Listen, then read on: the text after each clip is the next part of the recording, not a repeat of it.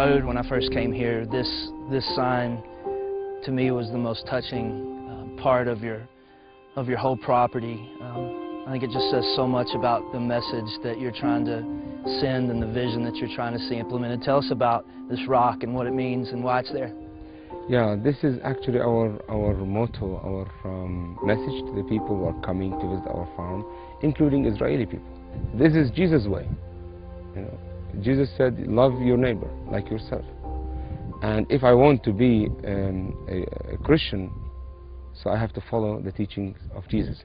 Because we are strong from inside, because we have faith inside, that's why we have to love our enemies.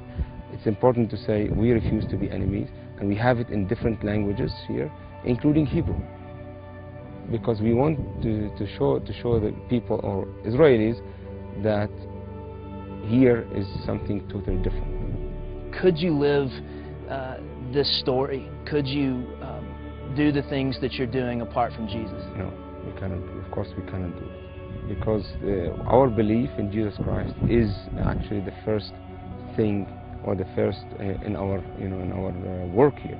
Without this faith, without this love from Jesus to us, we could not act the way we are acting. He is the one who lifted me up from that circle, outside the box. You know, because like living in a situation like where you have violence around you, we have frustration, pain, and all this stuff. So we are like running in the same circle, trying to move out. We could not do it, so we had to have somebody to lift us up and put us on another place, to see the circle from outside.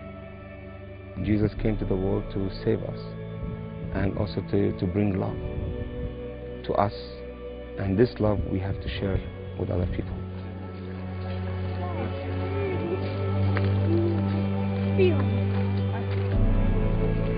You know, we are not only believing, like, you know, we are living our faith. It's not enough to believe in something, but the important is to live your faith. We have to be like a picture for others. You know, being a witness is not easy, because being a witness, we have to reflect God's picture to other people, and they cannot force us to hate. So this is the motives that help us to break the chains and start acting differently.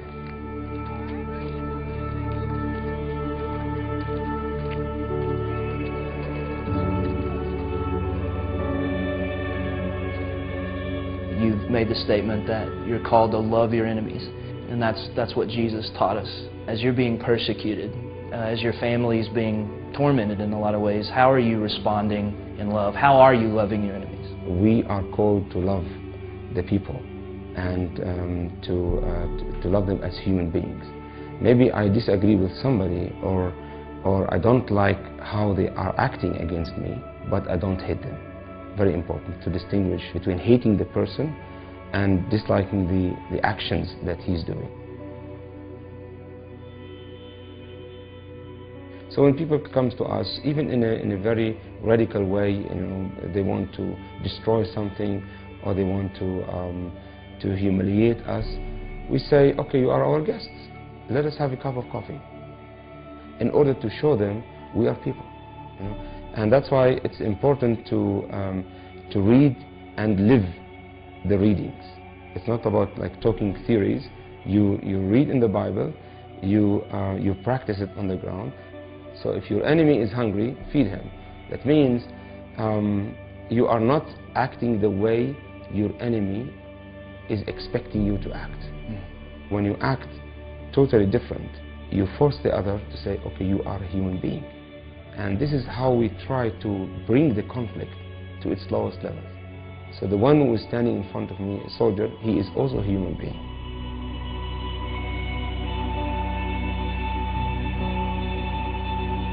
When one time we had Israeli military coming here, and they tried to break down the gate to come in, and they were very angry. And I said to them, what are you looking for? They said, no, we are coming to visit.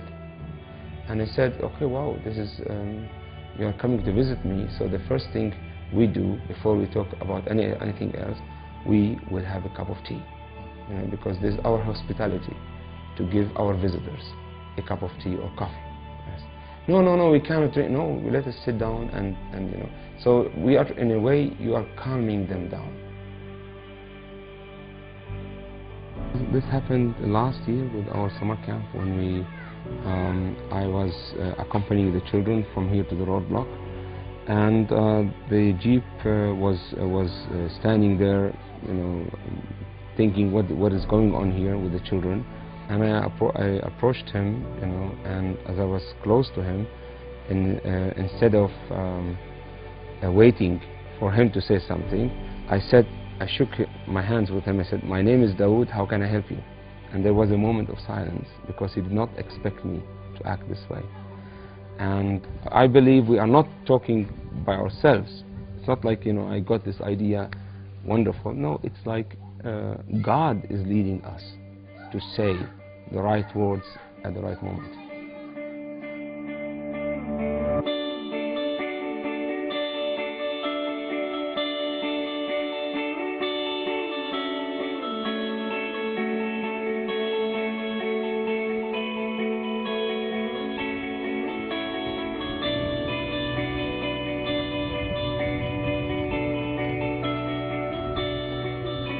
We are dedicating this stone to my father, who lived and farmed the land here, and he was always preaching from Isaiah 2:4, and he was dreaming one day this is going to happen. And so we are keeping those verses and trying to change, trying to bring them into reality. He shall judge between the nations and rebuke many people. They shall beat their swords into plowshares and their spears into pruning hooks. Nation shall not lift up sword against nation, neither shall they learn war anymore. And this is what we are hoping that our young generation would do.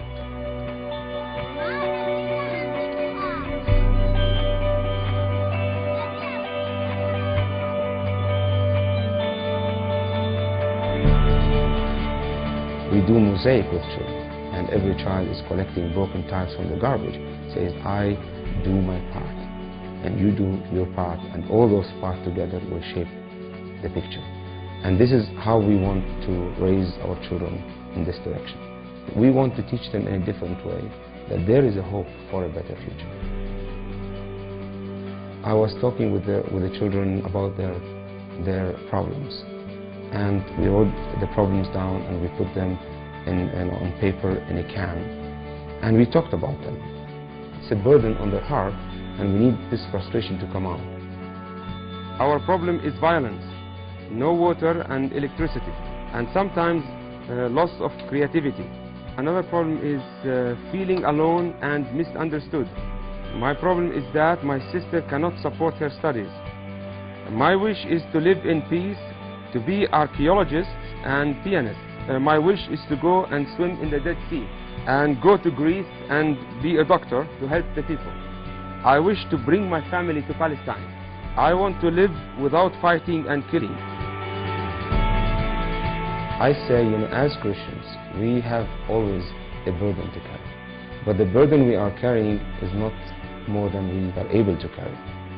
We have to have faith, but not only to have it as a theory. You know, we have to live our faith.